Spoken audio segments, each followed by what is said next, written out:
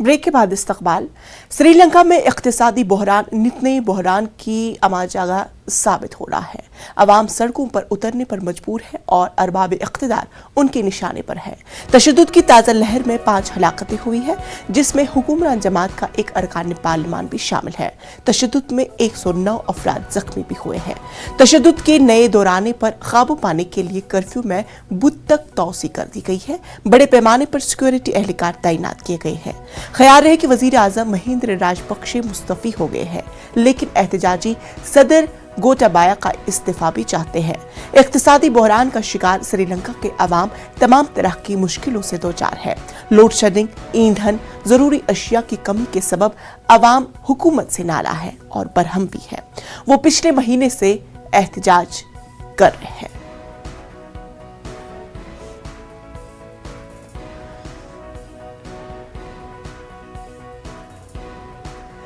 तो हमारे साथ जुड़ चुके हैं एडिटर फॉरेन अफेयर्स के महासिद्दीकी साहब। आपका इस्तकबाल करते हैं न्यूज़ 18 उर्दू सा।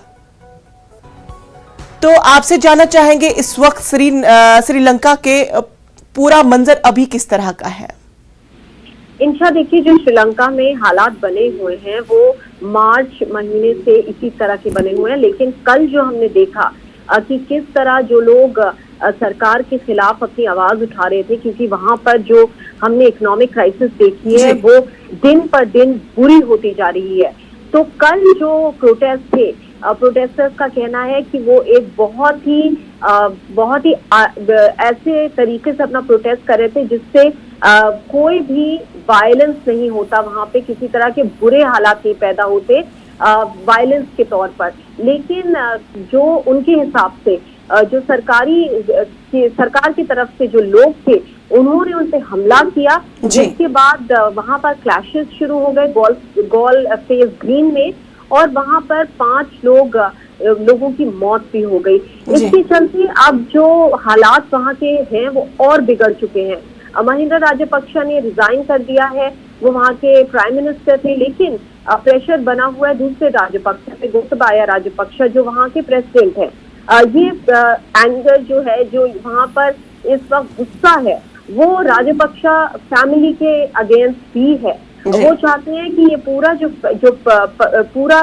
पूरी फैमिली है, खानदान है, उसने यहाँ के सारे सरकारी जो बड़ी बड़ी पोजीशंस हैं उस पे अपने लोगों को रख दिया था। और 2-3 साल से ये जो भी श्रीलंका में सिचुएशन इमर्ज हो रही थी उसको संभाल नहीं पाए, क्योंकि ये एक रात में वहाँ की इकोनॉमिक सिचुएशन ऐसा नहीं है कि बिगड़ गई है। कुछ वक्त से ये सिचुएशन वहाँ बनी हुई थी। ऑपोजिशन ने बार बार सरकार को बोला था कि वो एक रोड मैप लाएं जिससे हालात और ना बिगड़े, लेकिन अब हालात ऐसे हैं जैसे आपने बताया इंशा, वहाँ पर इस वक्त पेट्रोल की कमी है, फ्यूल की कमी है, गैस की कमी है, इलेक्ट्रिसिटी नहीं है, घर में लोगों को काम करने के लिए बहुत दिक्कतें आ रही हैं। दूध तक वहाँ पर राशन कर दिया गया था। 400 ग्राम दूध का पाउडर एक बार में आप ले सकते थे, वो भी बहुत महंगा था। तो इन सब हालातों के चलते लोगों में इतना गुस्सा था कि वो सड़क पे आ रहा था, और कल वहां पर हालात ज्यादा बिगड़ गए थे। कोलंबो में इमरजेंसी लगा दी गई थी, लेकिन हालात अभी भी वहां पर बहुत टेंस है। जी, महासिद्दीकी साहबा, आपसे ये भी जानना चाहेंगे कि श्रीलंका के जो पड़ोसी ममालिक हैं उनका किस तरह का अभी का रोल?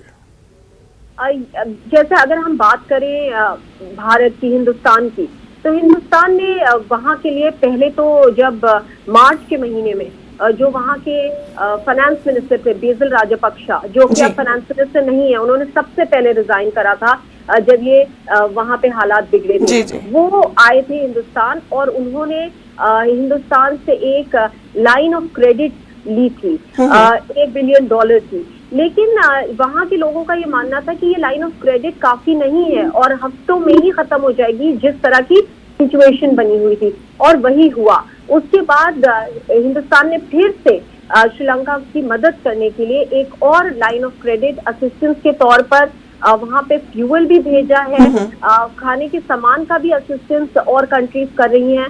श्रीलंका इस दौरान सिर्फ पड़ोसी मुल्कों से ही मदद नहीं मांग रही है, वो IMF, इंटरनेशनल मॉनेटरी फंड भी गई थी, क्योंकि अल्टीमेटली जो मदद कर सकता है वो इंटरनेशनल मॉनेटरी फंड ही मदद कर सकता है। इस वक्त उनकी यही गुहार है कि ये जो इंटरनेशनल मॉनेटरी फंड है, IMF है, वो जल्द से जल्द इनकी मदद कर सके, इनके जो लोन्स हैं उनको रीस्ट्रक्चर कर सके।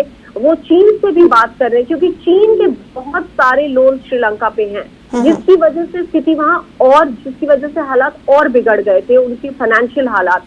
तो वो चाह रहे हैं कि चीन भी उनके जो लोन्स है उसको रीस्ट्रक्चर करे ताकि वो इस हालात से बाहर निकल पाए। लेकिन इस दौरान जो राजपक्षा खानदान पर जो गुस्सा लोगों का है वो जारी है। महासिद्दीकी साहब, आपसे ये भी जानना चाहेंगे कि चूंकि इस वक्त ये देखना होता है कि अपोजिशन का किस तरह का किरदार रहता है अवाम के तय, तो अभी का जो आप कह रही हैं कि अपोजिशन ने पहले ही उनको तमाम चीजों से आगाह किया था, लेकिन अभी का क्या मौकुफ है अपोजिशन के ताल्लुक से?